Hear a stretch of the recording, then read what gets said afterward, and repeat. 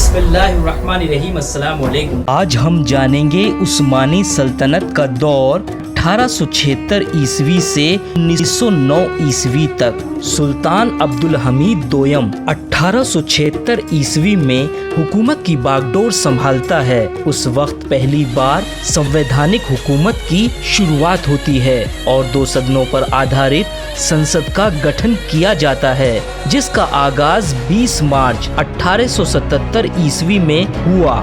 इस्लामी दुनिया में पश्चिमी तर्ज पर पहली मजलिसी शूरा बनाई गई। उस्मानी सल्तनत पहली इस्लामी सल्तनत थी जिसने संवैधानिक और कानूनी पाबंदियों को कबूल किया।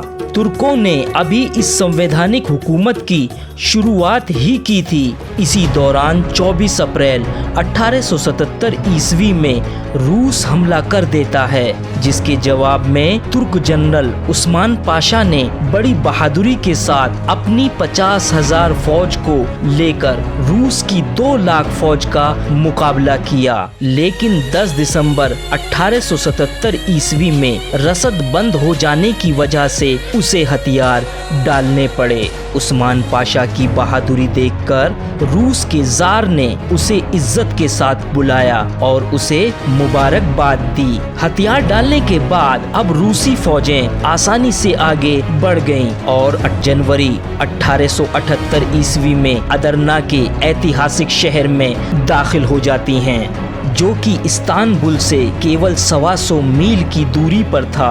आखिर में यूरोपीय देशों के दखल के बाद जंग बंद कर दी जाती है और 13 जुलाई 1878 ईस्वी में बर्लिन में एक संधि होती है, जिसके तहत रोमानिया एक आज़ाद राष्ट्र बन गया। इसके साथ ही बुल्गारिया, सर्बिया और मोंटेनिग्रो में आज़ाद हुकूमतें कायम कर दी गईं। रूस और तुर्की की इस जंग का दूसरा नतीजा ये निकला कि सुल्तान अब्दुल हमीद दोयम ने गैर मामूली हालातों के मद्देनज़र 14 जनवरी 1878 ईस्वी में संविधान को मनसूख कर दिया, जो कि 1 साल भी कायम न रह सका। अब उस्मानी तुर्कों की कमजोरी को देखकर फ्रांस ने 1881 ईस्वी में ट्यूनिस पर और ब्रिटेन ने 1882 ईस्वी में मिस्र पर कब्जा कर लिया।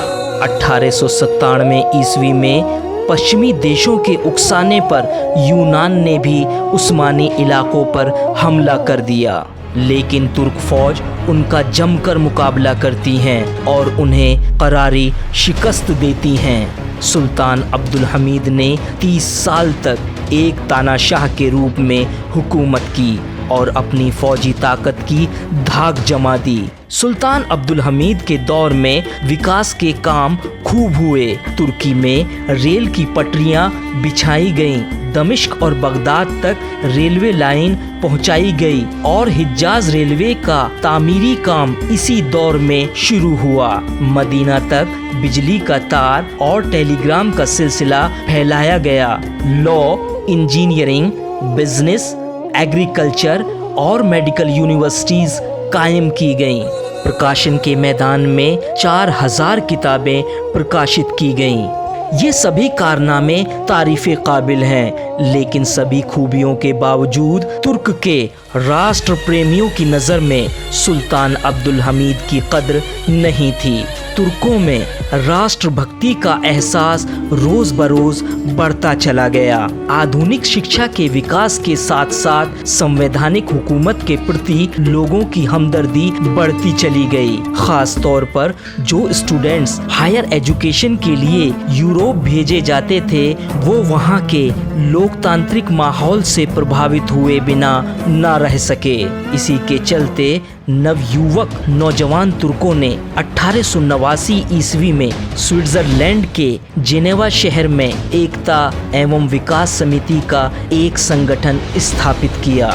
इस संगठन से प्रभावित होकर 1908 ईस्वी में मकदूनिया में रह रहे फौजी दस्तों ने मिलकर अनवर पाशा और नियाजी बे की लीडरशिप में बगावत कर दी और संविधान की बहाली की मांग करने लगे। सुल्तान ने राष्ट्रभक्तों की बढ़ती हुई ताकत के आगे हथियार डाल दिए। नतीजतन 24 जुलाई 1908 ईस्वी में इस मांग को तस्लीम करते हुए संविधान को फिर से बहाल कर दिया। इस तरह तुर्कों का दूसरी बार संविधान का दौर शुरू हो जाता है, जो कि 1918 ईस्वी में वर्ल्ड वार में तुर्कों की हार तक चलता रहा।